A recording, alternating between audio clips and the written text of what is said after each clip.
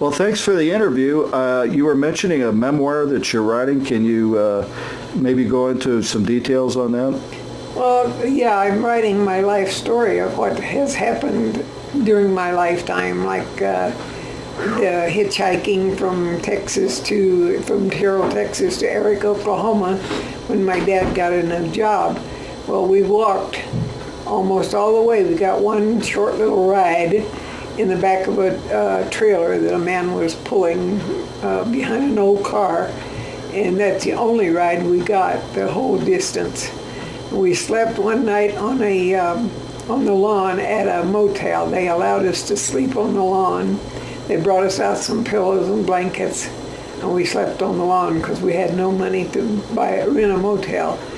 And in Dallas, Texas, when we were walking through there, a colored man walked up to my dad and said, I tried to give him a $5 bill and told him, he said, well, I think your little girl, my sister was 6 years old, he said, I think your little girl dropped this. And my dad said, no, she had no money. But he insisted that my dad take the $5. Well, we used that to buy milk and bread and some lunch meat to eat, and still had money left over. But that was just one of the incidents.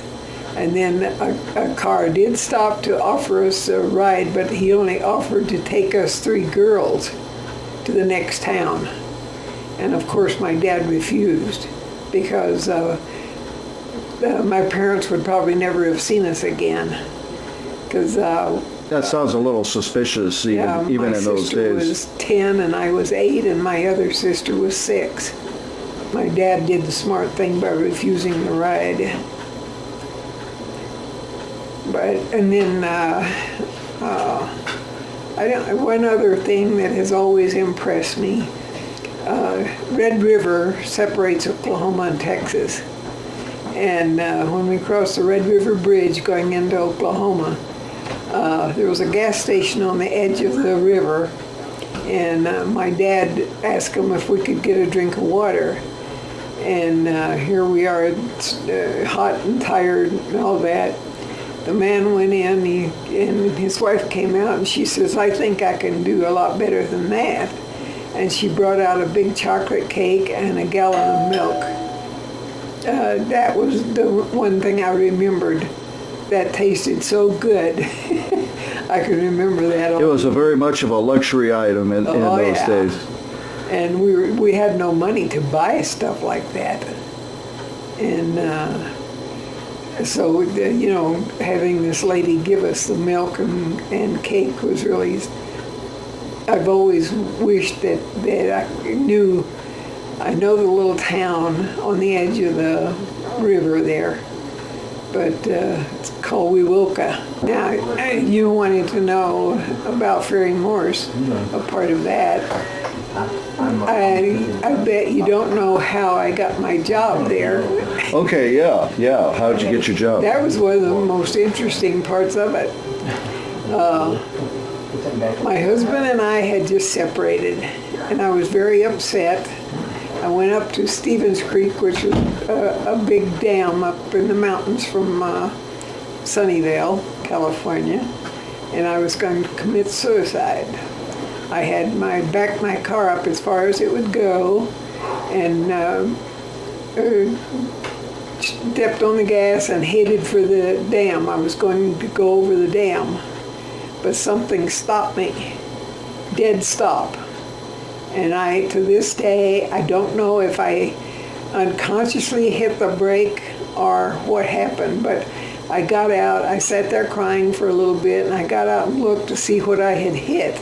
I hit nothing. There was no rock, no nothing that I could have hit to stop the car instantly like that. And so I sat there crying and thinking to myself, I've got 6 kids at home and they need me. And I turned around and went back home. And the next day happened to be Sunday. And I went to church. And George Albritton, who happened to be the treasurer in our church, was also the head of the accounting department in Ferry Morse.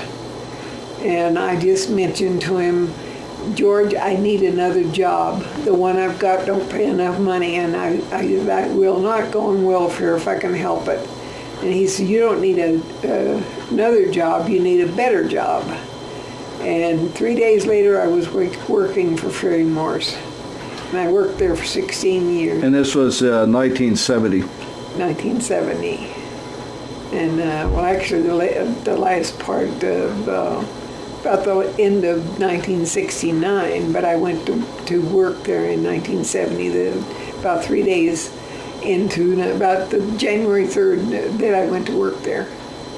And worked there for that 16 years. And I was working for J.C. Penney's part-time before that. Which J.C. Penney's? In San Jose. That was at Westgate? Yeah. Westgate Mall. Yeah. And I worked as in the stockroom there. But my pay was half what I got what I started at Ferry Morse. I started at the pay at Penny's was $1.75 an hour, and I went to work at Ferry Morse for $5. Which was a lot of money back in 1970. Oh, yeah. And then after I worked there for a little while, the wages kept going up, and I was getting good pay when I left, when they closed down. And I didn't want to move to Modesto because your pay was going to be chopped in half. And I wasn't about to go there. And I was the retirement age, so I left. Moved out to Utah. And I have never regretted it. And that's it. Now, Ferry Morse now has been consolidated into other companies. It no longer is actually Ferry Morse. Harris Seed Company bought them out. And as far as I know, that's the only company that... And they're no longer in Modesto. They are in Modesto. They are in Modesto. Yeah. But Harris Seed bought them. And I found that out I called there one day to see if I could get a seed catalog. And the lady who answered the phone, I said, she said something about Harris Seed, and I said, Ferry Morse. I said, I guess I got a wrong number. And she said, no, you didn't. She said, we bought them out. And that's how I found out that they did buy them. Do you think that any of the old workers from the 80s might still be there in Modesto? Around Mountain View, yes. Becky Grubbs, for one. She worked in the packaging department all the time. She was a printer. And she worked in the printing. How long was she there? She was there before I was, so she was there for around 20 years, something like that. And she might still be there She lives in Sunnyvale on Susan. She still lives there, and I still hear from her. And Al Herwig.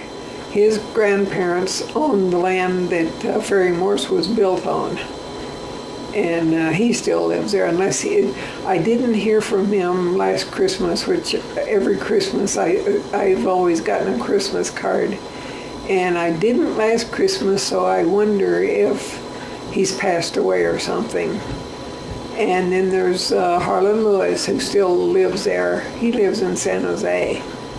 And there's quite a number of them still live in that area because they would not go to Modesto and get a cut in pay. So they retired instead.